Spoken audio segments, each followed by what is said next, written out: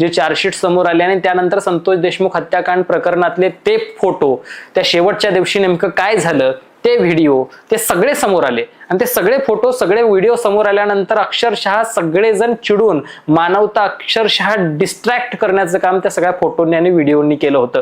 खरं तर त्यांना कशा पद्धतीनं मारलं, त्यांना कशा पद्धतीनं छळलं, ते फोटो काय होते हे सगळं दाखवणारा ऑलरेडी आपण चॅनलवरती व्हिडिओ केलाय, तो तुम्ही जाऊन इथं बघू शकताय. पण याही पुढे जाऊन आज बघितलं तर समाजातली सगळी माणुसकी ही इतकी त्रासलेली आहे, इतका तीव्र संताप वेगवेगळ्या पद्धतीने समोर करते की या सगळ्या माध्यमातून आज या सगळ्या मारेकऱ्यांचे किंवा त्यांना सपोर्ट करणारे जे कोणी आरोपी समजले जात आहेत अशा सगळ्यांचे फोटो आज मुतारीत लावण्याचं काम केलं जात आहे.